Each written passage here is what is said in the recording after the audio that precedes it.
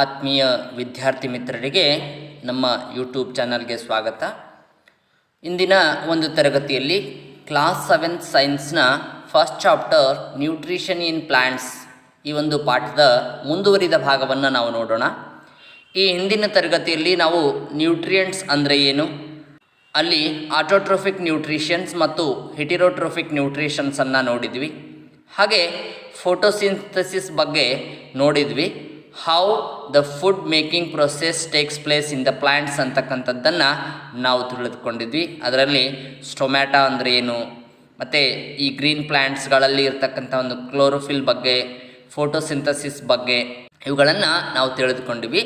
ಅದೇ ರೀತಿ the sun is the ultimate source of energy for all living organism. ಯಾಕಂದರೆ ಸೂರ್ಯನಿಂದನೇ ಎಲ್ಲ ಒಂದು ಫೋಟೋಸಿಂಥಸಿಸ್ ಪ್ರೊಸೆಸ್ ನಡೀತಾ ಇದೆ. ಸೂರ್ಯ ಇಲ್ಲ ಅಂದರೆ ಯಾವುದೂ ಇರೋದಿಲ್ಲ ಅಂತಕ್ಕಂಥದ್ದನ್ನು ನಾವು ತಿಳಿದುಕೊಂಡಿದ್ವಿ. ಅದೇ ರೀತಿ ಯಾವ ರೀತಿಯಾಗಿ ಒಂದು ಸ್ಟೊಮ್ಯಾಟೊ ಓಪನಿಂಗ್ ಕ್ಲೋಸಿಂಗ್ ಮುಖಾಂತರವಾಗಿ ಆಕ್ಸಿಜನ್ ಒಂದು ಪ್ಲ್ಯಾಂಟ್ನಲ್ಲಿ ಬರ್ತಾ ಇದೆ ಅನ್ನೋದನ್ನು ತಿಳಿದುಕೊಂಡ್ವಿ. ನಂತರದಲ್ಲಿ other than the green plants ಈ ಹಸಿರು ಎಲೆಗಳನ್ನು ಹೊಂದಿರದೇ ಇರತಕ್ಕಂತಹ ಕೆಲವೊಂದು ಎಲೆಗಳು ಕೂಡ ಆ ಫೋಟೋಸಿಂಥಸಿಸ್ ನಡೆಸ್ತಾ ಇದೆ. ಅಂದರೆ ಅದಕ್ಕೆ ಕಾರಣ ಅಂತಂದರೆ ಆ ಒಂದು ಬಣ್ಣದ ಒಳಗಡೆ ಹಸಿರು ಬಣ್ಣ ಇರೋದರಿಂದ ಆ ಎಲೆಗಳು ಅವುಗಳನ್ನು ಉಪಯೋಗ ಮಾಡಿಕೊಂಡು ಫೋಟೋಸಿಂಥಸಿಸ್ ನಡೆಸ್ತಾ ಇದೆ ಅನ್ನೋದು ನಮಗೆ ಗೊತ್ತಾಯಿತು.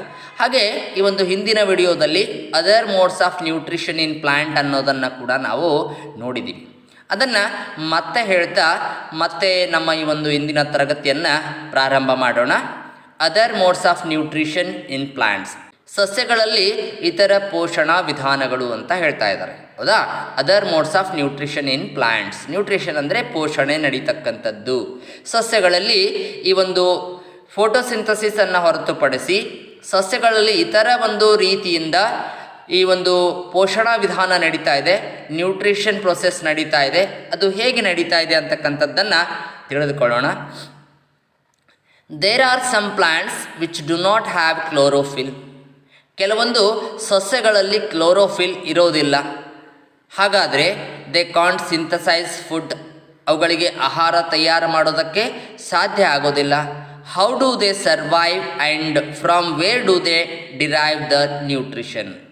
ಹಾಗಾದರೆ ಅವು ಬದುಕುಳಿಯೋದಕ್ಕೋಸ್ಕರವಾಗಿ ಆಹಾರವನ್ನು ಹೇಗೆ ಪಡೆದುಕೊಳ್ತಾ ಇದೆ, ಅವು ಬದುಕುಳಿಯೋದಕ್ಕಾಗಿ ಆಹಾರವನ್ನು ಹೇಗೆ ಪಡೆದುಕೊಳ್ತಾ ಇದೆ ಅಂತಕ್ಕಂಥದ್ದು ಒಂದು ಪ್ರಶ್ನೆ ಆಗ್ತಾ ಇದೆ. Like humans and animals, such plants depends on the food produced by other plants. ಈ ಮಾನವ ಮತ್ತು ಇತರ ಪ್ರಾಣಿಗಳಂತೆ ಈ ಸಸ್ಯಗಳು ಕೂಡ ಇತರ ಒಂದು ಸಸ್ಯಗಳು ತಯಾರಿಸಿರ್ತಕ್ಕಂತಹ ಆಹಾರವನ್ನು ಅವಲಂಬಿಸಿ ಇರ್ತಾ ಇದೆ. ಇತರ ಒಂದು ಸಸ್ಯಗಳು ತಯಾರಿಸಿರ್ತಕ್ಕಂತಹ ಆಹಾರವನ್ನು ಅವಲಂಬಿಸಿ ಇರ್ತಾ ಇದೆ. So they use the heterotrophic mode of nutrition. ಅಂದರೆ ಯಾವಾಗ ಅದು ಸ್ವತಃ ಆಹಾರವನ್ನು ತಯಾರಿಸಿದಲ್ವೋ, ಅದು ಇತರ ಸಸ್ಯಗಳು ತಯಾರಿಸಿರ್ತಕ್ಕಂತಹ ಆಹಾರವನ್ನು ಆ ಒಂದು ಸಸ್ಯ ಬಳಸ್ಕೊಳ್ತಾ ಇದೆಯೋ ಆ ಒಂದು ನ್ಯೂಟ್ರಿಷನ್ ಸಲುವಾಗಿ. ಹಾಗಾಗಿ ಇಲ್ಲಿ ನಡೀತಕ್ಕಂತಹ ಒಂದು ನ್ಯೂಟ್ರಿಷನ್ ಮೋಡ್ ಏನಿದೆ, ಹೆಟಿರೋಟ್ರೋಪಿಕ್ ಮೋಡ್ ಆಫ್ ನ್ಯೂಟ್ರಿಷನ್ ಇದೆ ಅಂತ ಹೇಳ್ತಾ ಇದ್ದೀವಿ. Look at the figure 1.5. Do you see a yellow wire branches structure twines around the stem and branches of the tree. ಇಲ್ಲಿ ನೋಡ್ಬೋದು ನಾವು ಈ ಒಂದು ಮರದಲ್ಲಿ ಹಳದಿ ಬಣ್ಣದ ಒಂದು ಬ್ರಾಂಚಸ್ ಮತ್ತು ಸ್ಟೆಮ್ಸ್ಗಳನ್ನು ನಾವು ಈ ಒಂದು ಗಿಡವನ್ನು, ಈ ಒಂದು ಮರವನ್ನು ಆವರಿಸಿಕೊಂಡಿದೆ. ಅಂದರೆ ಅಲ್ಲಿ ಕ್ಲೋರೋಫಿಲ್ಲೇ ಇಲ್ಲ.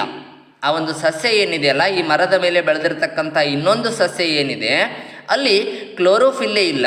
ಕ್ಲೋರೋಫಿಲ್ ಇಲ್ಲ ಅಂದಾಗ ಅದು ಏನು ಮಾಡ್ತಾ ಇದೆ, ಹೇಗೆ ತನ್ನ ಒಂದು ನ್ಯೂಟ್ರಿಷನ್ ಮೋಡನ್ನು ನಡೆಸ್ತಾ ಇದೆ ಅಂತಕ್ಕಂಥದ್ದನ್ನು ಇಲ್ಲಿ ತಿಳಿಸಲಾಗ್ತಾ ಇದೆ, ಹೌದಾ? Look at figure 1.5.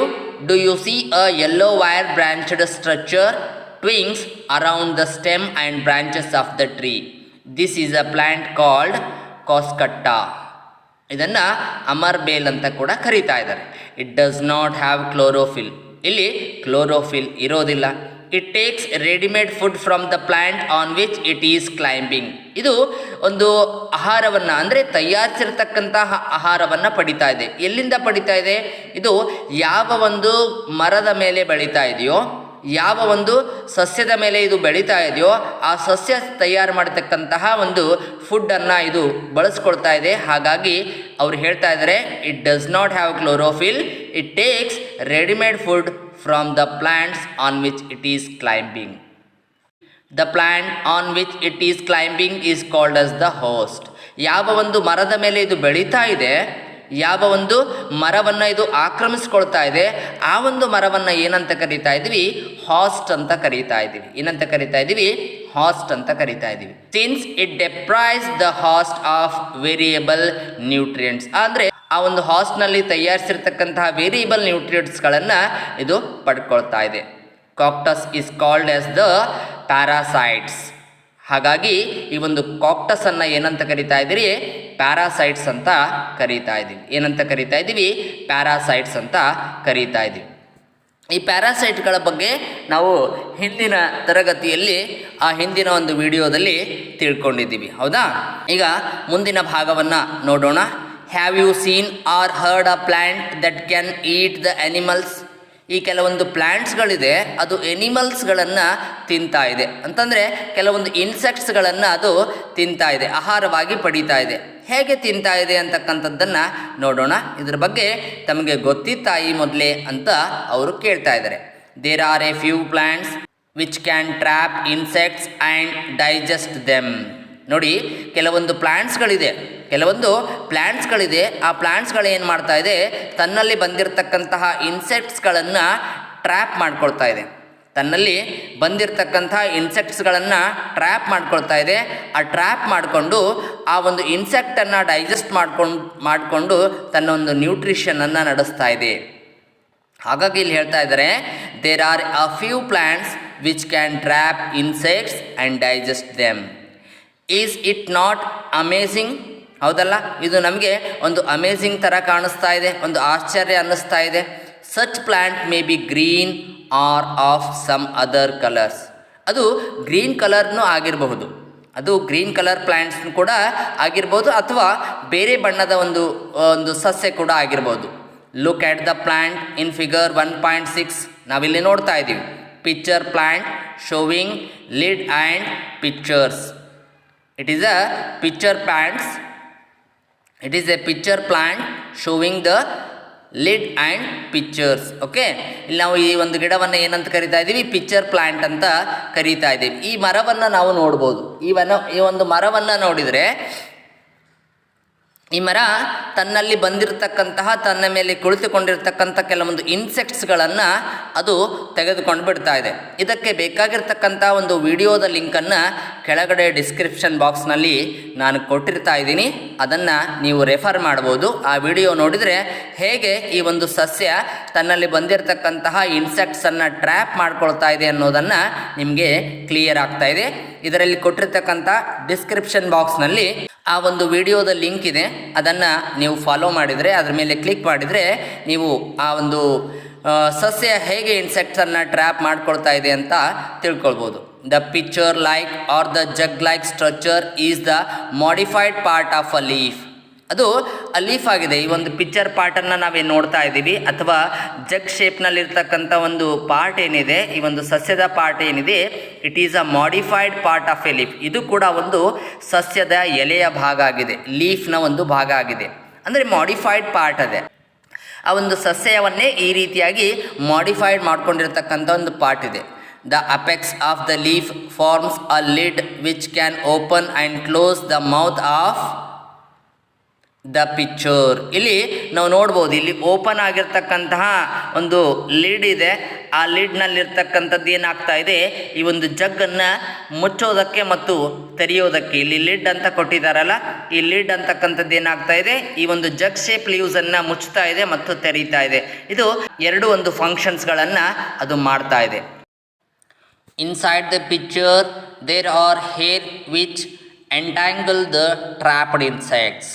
ಈ ಒಂದು ಹೂಜಿ ಆಕಾರದಲ್ಲಿರ್ತಕ್ಕಂಥ ಒಂದು ಇನ್ನು ಭಾಗ ಇದೆ, ಇದರೊಳಗೆ ಸೆರೆ ಸಿಕ್ಕಿರ್ತಕ್ಕಂತಹ ಒಂದು ಕೀಟಗಳು, ಇದರೊಳಗೆ ಸೆರೆ ಹಿಡಿಯಲಾಗಿರ್ತಕ್ಕಂಥ ಒಂದು ಕೀಟವನ್ನು ಹಿಡಿದುಕೊಳ್ಳುವುದಕ್ಕೆ ಕೆಲವೊಂದು ಕೂದಲಾಕಾರದ ಒಂದು ಸ್ಟ್ರಕ್ಚರ್ಗಳನ್ನು ನಾವು ಇಲ್ಲಿ ನೋಡ್ಬೋದು.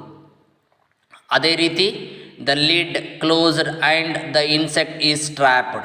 ಯಾವಾಗ ಒಂದು ಇನ್ಸೆಕ್ಟ್ ಅದರೊಳಗಡೆ ಹೋಗಿಬಿಡ್ತಾ ಇದೆ ಆಗ ಒಂದು ಮುಚ್ಚಳ ಮುಚ್ಚಿಕೊಂಡು ಬಿಡ್ತಾ ಇದೆ. ಆ ಒಂದು ಮುಚ್ಚಳ ಏನಾಗ್ತಾ ಇದೆ, ಮುಚ್ಚಿಕೊಂಡು ಬಿಡ್ತಾ ಇದೆ. ಮತ್ತು the insect is killed by the juices secreted in the pitcher and its nutrients are absorbed.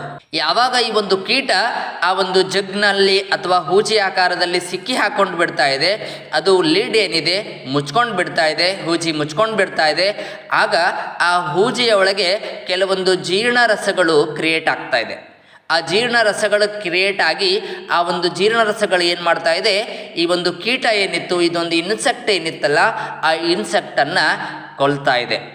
ಅದು ಆ ಒಂದು ಇನ್ಸೆಕ್ಟನ್ನು ಈ ಜೀರ್ಣರಸಗಳು ಕೊಲ್ತಾ ಇದೆ. ಕೊಂದ ನಂತರ ಆ ಕೀಟದ ದೇಹದಲ್ಲಿರ್ತಕ್ಕಂಥ ಒಂದು ಪೋಷಕಾಂಶಗಳನ್ನು ಇದು ಹೀರ್ಕೊಂಡು ಬಿಡ್ತಾ ಇದೆ.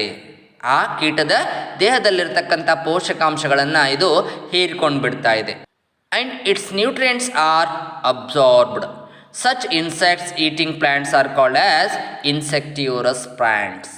ಈ ರೀತಿಯಾಗಿರ್ತಕ್ಕಂತಹ ಸಸ್ಯಗಳು ಅಂದರೆ ಯಾವ ಒಂದು ಸಸ್ಯಗಳು ಕೀಟಗಳನ್ನು ತಿನ್ನುತ್ತಾ ಇದೆಯೋ ಅಂತಹ ಒಂದು ಸಸ್ಯಗಳನ್ನು ಇನ್ಸೆಕ್ಟಿವರಸ್ ಪ್ಲ್ಯಾಂಟ್ಸ್ ಅಂತ ಕರೀತಾ ಇದ್ದಾರೆ. ಇದನ್ನು ಕನ್ನಡದಲ್ಲಿ ಕೀಟಾಹಾರಿ ಸಸ್ಯಗಳು ಅಂತ ಕರೀತಾ ಇದ್ದಾರೆ. ಏನಂತ ಕರೀತಾ ಇದ್ದಾರೆ? ಕೀಟಾಹಾರಿ ಸಸ್ಯಗಳು ಅಂತ ಈ ಒಂದು ಸಸ್ಯಗಳನ್ನು ಕರೀತಾ ಇದ್ದಾರೆ. It is possible that such plant do not get all required nutrients from the soil in which they grow. ಅಂತಂದರೆ ಇದರಲ್ಲಿ ಹಸಿರು ಬಣ್ಣ ಇರೋದರಿಂದ ಅದು ತನ್ನಲ್ಲಿ ಫೋಟೋಸಿಂಥಸಿಸ್ ಪ್ರೊಸೆಸ್ಸನ್ನು ಮಾಡ್ತಾ ಇದೆ. ಅದರಲ್ಲಿ ಫೋಟೋಸಿಂಥಸಿಸ್ ಪ್ರೊಸೆಸ್ ನಡೀತಾ ಇದೆ. ಅದು ಫೋಟೋಸಿಂಥಸಿಸ್ ಪ್ರೊಸೆಸ್ ನಡೀತಾ ಇದ್ದಾಗಲೂ ಕೂಡ ಈ ಒಂದು ಸಾಯಿಲ್ನಿಂದ ತನಗೆ ಬೇಕಾಗಿರ್ತಕ್ಕಂತಹ, ತನಗೆ ರಿಕ್ವೈರ್ ಆಗಿರ್ತಕ್ಕಂತಹ ನ್ಯೂಟ್ರಿಯೆಂಟ್ಸ್, ಎಲ್ಲ ನ್ಯೂಟ್ರಿಯೆಂಟ್ಸ್ಗಳನ್ನು ಸಾಯಿಲ್ನಿಂದ ಪಡೆಯೋದಕ್ಕೆ ಸಾಧ್ಯ ಆಗೋದಿಲ್ಲ. ಹಾಗಿರುವಾಗ ಇದೇನು ಮಾಡ್ತಾ ಇದೆ, ತನಗೆ ಬೇಕಾಗಿರ್ತಕ್ಕಂಥ ನ್ಯೂಟ್ರಿಯೆಂಟ್ಸ್ಗಳನ್ನು ಆ ಒಂದು ಸಸ್ಯ, ಆ ಒಂದು ಮರ ಈ ಒಂದು ಇನ್ಸೆಕ್ಟ್ಸ್ಗಳಿಂದ ಪಡಿತಾ ಇದೆ. ಹಾಗಾಗಿ ಇದನ್ನು ಇನ್ಸೆಕ್ಟಿವರಸ್ ಪ್ಲ್ಯಾಂಟ್ಸ್ ಅಂತ ಕರೀತಾ ಇದ್ದಾರೆ. ಏನಂತ ಕರೀತಾ ಇದ್ದಾರೆ? ಇನ್ಸೆಕ್ಟಿವರಸ್ ಪ್ಲ್ಯಾಂಟ್ಸ್ ಅಂಥೇಳಿ ಕರೀತಾ ಇದ್ದಾರೆ. Boojho is confused. If the pitcher plant is green and carries out the photosynthesis then why does it feeds on insects. ನೋಡಿ, ಬೂಜೋ ಒಂದು ಕನ್ಫ್ಯೂಷನ್ನಲ್ಲಿದ್ದಾನೆ. ಏನಂತ ಕನ್ಫ್ಯೂಷನ್ನಲ್ಲಿದ್ದಾನೆ? ಅದರ ಎಲೆಗಳು ಗ್ರೀನ್ ಆಗಿದೆ, ಅದರಲ್ಲಿ ಕ್ಲೋರೋಫಿಲ್ ಇದೆ, ಅದು ಫೋಟೋಸಿಂಥಸಿಸ್ ಕೂಡ ಮಾಡ್ತಾ ಇದೆ. ಹಾಗಾದ್ಮೇಲೆ ಆ ಒಂದು ಗಿಡ ಇನ್ಸೆಕ್ಟ್ಸ್ಗಳನ್ನು ಏಕೆ ತಿಂತಾ ಇದೆ ಅಂತಕ್ಕಂಥ ಒಂದು ಕನ್ಫ್ಯೂಷನ್ ಬೂಜೋನಲ್ಲಿದೆ. ಆದರೆ ಆ ಕನ್ಫ್ಯೂಷನ್ಗೆ ಆನ್ಸರ್ ನಿಮಗೆ ಈಗಾಗಲೇ ಗೊತ್ತಾಗಿದೆ. ಯಾಕಂದರೆ ಆ ಒಂದು ಸಸ್ಯ ಈ ಮಣ್ಣಿನಿಂದ ತಮಗೆ ಬೇಕಾಗಿರ್ತಕ್ಕಂತಹ ಒಂದು ಪೋಷಕಾಂಶಗಳನ್ನು, ಎಲ್ಲ ಒಂದು ಪೋಷಕಾಂಶಗಳನ್ನು ಪಡೆಯೋದಕ್ಕೆ ಸಾಧ್ಯ ಆಗ್ತಾ ಇರಲಿಲ್ಲ. ಹಾಗಾಗಿ ಈ ಒಂದು ಇನ್ಸೆಕ್ಟಿವರಸ್ ಪ್ಲ್ಯಾಂಟ್ಸ್ ಏನಿದೆ, ತನಗೆ ಬೇಕಾಗಿರ್ತಕ್ಕಂತಹ ಒಂದು ಆಹಾರವನ್ನು ಈ ಒಂದು ಇನ್ಸೆಕ್ಟ್ಸ್ಗಳಿಂದ ಪಡಿತಾ ಇದೆ. ಅದು ಯಾವ ಪ್ಲ್ಯಾಂಟ್? ಅದು ಇನ್ಸೆಕ್ಟಿವರಸ್ ಪ್ಲ್ಯಾಂಟ್ಸ್. ಯಾವ ಪ್ಲ್ಯಾಂಟ್ಸ್? Insectivorous plants. ಹೌದಾ? ಓಕೆ, ಈಗ ನಾವು ಸ್ಯಾಪ್ರೋಟ್ರೋಪ್ಸ್ ಬಗ್ಗೆ ನೋಡೋಣ. ಸ್ಯಾಪ್ರೋಟ್ರೋಪ್ಸ್ ಬಗ್ಗೆ ನೋಡೋಣ. You might have seen packets of the mushrooms sold in the vegetable market. Sold in the vegetable market. ನಾವು ಈ ಒಂದು ತರಕಾರಿ ಮಾರುಕಟ್ಟೆಗಳಲ್ಲಿ ಈ ಒಂದು ಮಶ್ರೂಮ್ಸ್ಗಳನ್ನು ಮಾರೋದನ್ನು ನೋಡಿದ್ದೀವಿ. ಈ ಮಶ್ರೂಮ್ಸ್ಗಳ ಒಂದು ಪೊಟ್ಟಣಗಳನ್ನು ತಯಾರಿಸಿ ಅವುಗಳನ್ನು ಮಾರ್ತಾ ಇದ್ದಾರೆ. ಈ ಮಶ್ರೂಮ್ಗಳನ್ನು ಏನಂತ ಕರಿತಾ ಇದ್ದಾರೆ? ಕನ್ನಡದಲ್ಲಿ ಅಣಬೆಗಳು ಅಂತ ಕರಿತಾ ಇದ್ದಾರೆ. ಈ ಅಣಬೆಗಳನ್ನು ಪೊಟ್ಟಣದಲ್ಲಿ ಕಟ್ಟಿ ಅವುಗಳನ್ನು ಮಾರಲಾಗ್ತಾ ಇದೆ. ಹೌದಾ? ಇದನ್ನು ನೀವು ನೋಡಿರ್ಬೋದು. ನೋಡಿ, you may have also seen fluffy umbrella like patches growing in moist soil or on rotting wood during the rainy seasons. ಈಗ ಮಳೆಗಾಲನೇ ಇದೆ. ಈ ಮಳೆಗಾಲದ ಸಮಯದಲ್ಲಿ ನಿಮ್ಮಲ್ಲಿ ಬಹಳಷ್ಟು ದಿನಗಳಿಂದ ಹೊರಗಡೆ ಯಾವುದಾದ್ರೂ ಮರ ಬಿದ್ದಿತ್ತು ಅಂತಂದರೆ, ಅಥವಾ ಆ ಒಂದು ಬಯಲು ಪ್ರದೇಶ ಇತ್ತು ಅಂತಂದರೆ, ಆ ಒಂದು ಪ್ರದೇಶಗಳಲ್ಲಿ ಹೋಗಿ ನೋಡಿ, ಈ ತಿಪ್ಪೆ ಗುಂಡಿಗಳು ಅಂತ ನಾವೇನು ಕರೀತಾ ಇದ್ದೀವಿ, ಅಂಥ ಒಂದು ಪ್ರದೇಶಗಳಲ್ಲಿ ಕೂಡ ಈ ಒಂದು ಸಸ್ಯ ಬೆಳೀತಾ ಇದೆ. ಅಲ್ಲಿ ನಾವು ಹೋಗಿ ನೋಡಿದರೆ ನಮಗೆ ಆ ಒಂದು ಮರದ ತುಂಡಿನ ಮೇಲೆ ಈ ಒಂದು ಸಸ್ಯ ಬೆಳೆದಿರ್ತಕ್ಕಂಥದ್ದು ಯಾವುದು? ಅಣಬೆ ಸಸ್ಯ, ಒಂದು ಛತ್ರಿ ಆಕಾರದ ಒಂದು ಸಸ್ಯ ಬೆಳೆದಿರ್ತಕ್ಕಂಥದ್ದನ್ನು ನೋಡ್ತಾ ಇದ್ದೀವಿ. Umbrella like structure, a plant grown umbrella like structure. ಹೌದಾ? ಯಾವಾಗ? ಮಳೆಗಾಲದಲ್ಲಿ ಅದು ಹೆಚ್ಚಾಗಿ ಬೆಳೀತಾ ಇದೆ. Let us find out what type of nutrients they need to survive and from where they get them. ನೋಡಿ, ಆ ಅಣಬೆ ಏನಿದೆ ಅದು ಹಸಿರು ಭಾಗವನ್ನು, ಆ ಒಂದು ಸಸ್ಯದಲ್ಲಿ ನಾವು ಹಸಿರು ಭಾಗವನ್ನು ನೋಡೋದಕ್ಕೆ ಸಿಗೋದಿಲ್ಲ. ಹಾಗಾದರೆ ಆ ಒಂದು ಸಸ್ಯ ಏನಿದೆ ಅಲ್ಲಿ ಫೋಟೋಸಿಂಥಸಿಸ್ ನಡೆಯೋದಿಲ್ಲ. ಯಾವಾಗ ಫೋಟೋಸಿಂಥಸಿಸ್ ನಡೆಯೋದಿಲ್ಲ ಅಂದರೆ ಅದು ಹೇಗೆ ತನಗೆ ಬೇಕಾಗಿರ್ತಕ್ಕಂಥ ಒಂದು ನ್ಯೂಟ್ರಿಷನ್ಸ್ಗಳನ್ನು ಪಡೆದುಕೊಳ್ತಾ ಇದೆ ಅನ್ನೋದನ್ನು ನಾವೀಗ ತಿಳಿದುಕೊಳ್ಳೋಣ. ಅದು ಯಾವುದು? ಸ್ಯಾಪ್ರೋಟ್ರೋಪ್ಸ್ನಲ್ಲಿ. ಹೌದಾ? ಓಕೆ. ಅಲ್ಲಿ ಬೋಜೋ ಒಂದು ವಿಚಾರವನ್ನು ಮಾಡ್ತಾ ಇದ್ದಾನೆ. What the Bozo is thinking? Bozo wants to know how these organisms acquire nutrients. They do not have mouth like animals.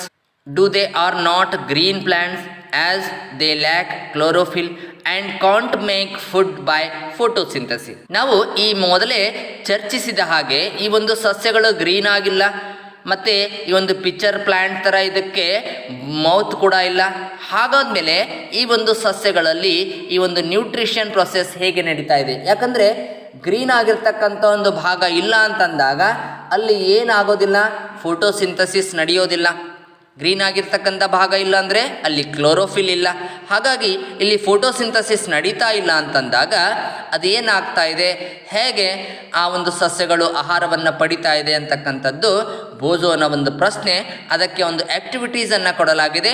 ಆ ಆ್ಯಕ್ಟಿವಿಟಿಯಿಂದ ನೀವು ಆ ಸಸ್ಯಗಳು ಹೇಗೆ ಆಹಾರವನ್ನು ಪಡ್ಕೊಳ್ತಾ ಇದೆ ಅಂತಕ್ಕಂಥದ್ದನ್ನು ನೀವು ತಿಳ್ಕೊಳ್ಬೋದು. Take a piece of bread and moisten it with water. ಒಂದು ಬ್ರೆಡ್ಡಿನ ಚೂರನ್ನು ತೆಗೆದುಕೊಳ್ಳಿ ಮತ್ತು ಅದನ್ನು ನೀರಿನಿಂದ ಹಸಿ ಮಾಡಿ, ಅಂದರೆ ಒದ್ದೆ ಮಾಡಿ. ಒದ್ದೆ ಮಾಡಿದ್ಮೇಲೆ ಏನು ಮಾಡಬೇಕು? Leave it in a moist warm place for 2 to 3 days or until fluffy patches appears on them. ಆ ಒಂದು ಬೆಡ್ಡಿನ ಚೂರನ್ನು, ಅಂದರೆ ಹಸಿ ಮಾಡಲಾಗಿರ್ತಕ್ಕಂಥ ಒಂದು ಬೆಡ್ಡಿನ ಚೂರನ್ನು, ಹಸಿ ಮಾಡಲಾಗಿರ್ತಕ್ಕಂಥ ಒಂದು ಬ್ರೆಡ್ಡಿನ ಚೂರನ್ನು 2-3 ದಿನಗಳವರೆಗೆ ಅದನ್ನು ಒಂದು ತೇವಭರಿತ ಸ್ಥಾನದಲ್ಲಿ ಇಟ್ಬಿಡೋಣ. ಎಲ್ಲಿವರೆಗೂ ಅದನ್ನು ಇಡಬೇಕು? ಎಲ್ಲಿವರೆಗೂ ಅದರ ಮೇಲೆ ನಯವಾಗಿರ್ತಕ್ಕಂತಹ ಒಂದು ತೆಪ್ಪೆಗಳು ಕಾಣಿಸ್ಕೊಳ್ಳೋದಿಲ್ವೋ ಅಲ್ಲಿವರೆಗೂ ಅದನ್ನು ಹಾಗೆ, ಆದರೆ ಆ ಒಂದು ಪ್ಲೇಸ್ ಏನಾಗಿರಬೇಕು? ತೇವಭರಿತವಾಗಿರಬೇಕು. ಆ ಒಂದು ಪ್ಲೇಸ್ ಏನಾಗಿರಬೇಕು? ಡ್ರೈ ಆಗಿರಬಾರ್ದು. ತೇವಭರಿತವಾಗಿರ್ತಕ್ಕಂಥ ಒಂದು ಪ್ಲೇಸ್ನಲ್ಲಿ ಅದನ್ನು ಇಟ್ಬಿಡೋಣ. What is the colour of these patches? ಆ ಒಂದು ಯಾವಾಗ ಅದರ ಮೇಲೆ ಈ ಒಂದು ನಯವಾದ ತೆಪ್ಪೆಗಳು ಬರ್ತಾ ಇದೆ, ಒಂದು ಪ್ಯಾಚಸ್ ಆಗ್ತಾ ಇದೆ, ಆ ಒಂದು ಪ್ಯಾಚಸ್ನ ಕಲರನ್ನು ನೀವು ಅಬ್ಸರ್ವ್ ಮಾಡಬಹುದಾ? ಓಕೆ, ನೋಡಿ. Observe the patches under a microscope or a magnifying glasses. Observe the patches under a microscope or a magnifying glasses. Write down your observation in the notebook. You will see a cotton-like threads spread on the pieces of the bread.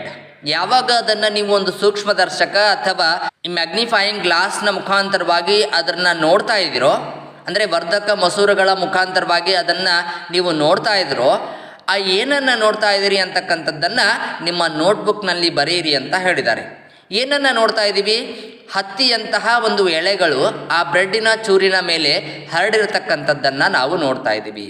ಹತ್ತಿಯಂತಹ ಒಂದು ಎಳೆಗಳು ಆ ಬ್ರೆಡ್ಡಿನ ಒಂದು ಚೂರು ಏನಿತ್ತು, ಒಂದು piece of bread ಏನಿತ್ತು ಅದರ ಮೇಲೆ ತುಂಬ ಹರಡಿಬಿಟ್ಟಿದೆ, ಅದನ್ನು ನಾವು ನೋಡ್ತಾ ಇದ್ದೀವಿ. ಈ ಏನಿದೆ ಇದೊಂದು ಚೂರು, ಈ ಹರಡಿರ್ತಕ್ಕಂಥದ್ದು ಏನಿದೆ ಅಂತಕ್ಕಂಥದ್ದನ್ನು ನಾವೀಗ ತಿಳಿದುಕೊಳ್ಳೋಣ.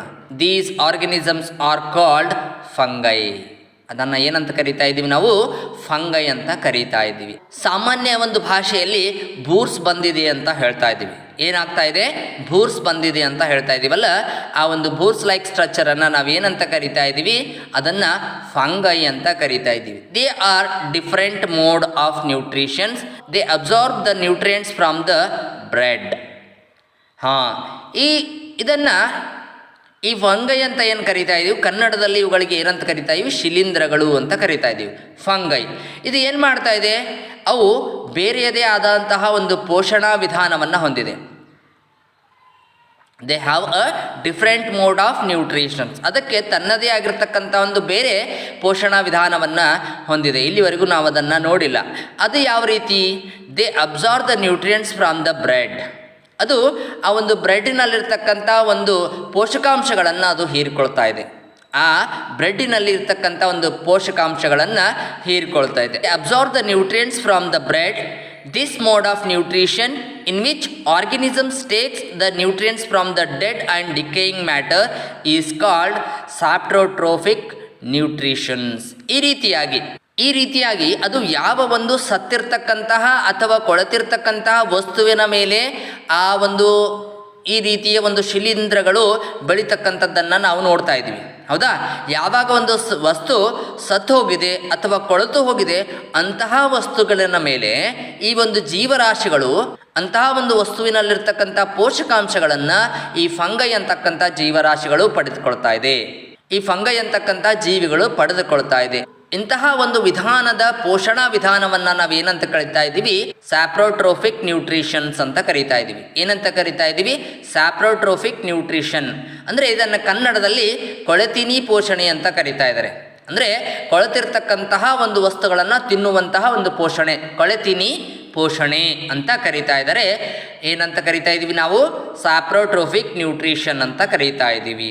Such organisms which saprotrophic mode of nutritions are called. ಯಾವ ಒಂದು ಜೀವಿಗಳಲ್ಲಿ ಈ ರೀತಿಯಾಗಿರ್ತಕ್ಕಂಥ ಒಂದು ಪೋಷಣಾ ವಿಧಾನವನ್ನು ನಾವು ಕಾಣ್ತಾ ಇದೆಯೋ, such organisms which saprotrophic mode of nutritions, they are known as saprotrophs. They are called as saprotrophs. ಅಂತಹ ಒಂದು ಜೀವಿಗಳಿಗೆ ನಾವು ಸ್ಯಾಪ್ರೋಟ್ರೋಫ್ಸ್ ಅಂತ ಕರೀತಾ ಇದ್ದೀವಿ. ಕನ್ನಡದಲ್ಲಿ ಕೊಳೆತಿನಿಗಳು ಅಂತ ಹೇಳ್ತಾ ಇದ್ದಾರೆ. ಏನಂತ ಹೇಳ್ತಾ ಇದ್ದಾರೆ? ಕೊಳೆತಿನಿಗಳು ಅಂದರೆ ಸ್ಯಾಪ್ರೋಟ್ರೋಫ್ಸ್ ಅಂತ ಕರೀತಾ ಇದ್ದೀವಿ. Fungi also grown on pickles, leather, cloths and other articles that are left in hot and humid weather for long time. During the rainy season, they spoil many things. Ask your parents about the means of fungi in your house. ಈ ಒಂದು fungi ಏನಿದೆ ಎಲ್ಲಿ ಬೆಳೀತಾ ಇದೆ? Fungi also grown on the pickles, leather, cloths and the other articles. ಇದು ಒಂದು ಉಪ್ಪಿನಕಾಯಿ ಆಗಿರ್ಬೋದು ಅಥವಾ ಚರ್ಮ, ಬಟ್ಟೆ ಇಂತಹ ವಸ್ತುಗಳ ಮೇಲೆ ಕೂಡ ಈ ಒಂದು ಶಿಲೀಂಧ್ರ ಬೆಳೀತಾ ಇದೆ. ಎಲ್ಲಿ ಬೆಳೀತಾ ಇದೆ? ಯಾವ ಒಂದು ಬಿಸಿ ಮತ್ತು ಆರ್ದ್ರ ಹವಾಮಾನ ಇರ್ತಾ ಇದೆಯೋ, ಹಾಟ್ ಆ್ಯಂಡ್ ಹ್ಯೂಮಿಡ್ ವೆದರ್ ಇರ್ತಾ ಇದೆಯೋ ಅಂತಹ ಒಂದು ಸ್ಥಳದಲ್ಲಿರ್ತಕ್ಕಂತಹ ವಸ್ತುಗಳ ಮೇಲೆ, ಬಿಸಿ ಮತ್ತು ಆರ್ದ್ರ ಹವಾಮಾನದಿಂದ ಕೂಡಿರ್ತಕ್ಕಂತಹ ಒಂದು ಸ್ಥಳದಲ್ಲಿ ಇರ್ತಕ್ಕಂತಹ ಒಂದು ವಸ್ತುಗಳ ಮೇಲೆ ಇದು ಬೆಳೀತಾ ಇದೆ. ಇದನ್ನು ನೀವು ನಿಮ್ಮ ಪೇರೆಂಟ್ಸ್ಗಳಿಗೆ ಕೇಳಿ ಹೆಚ್ಚಿನ ಒಂದು ಮಾಹಿತಿಯನ್ನು ನೀವು ಪಡೆಯಬಹುದಾಗಿದೆ. ಹೌದಾ? ಹೆಚ್ಚಿನ ಒಂದು ಮಾಹಿತಿಯನ್ನು ಪಡೆಯಬಹುದಾಗಿದೆ. The fungal spores are generally present in the air. When they land on wet and warm things, they germinate and grow.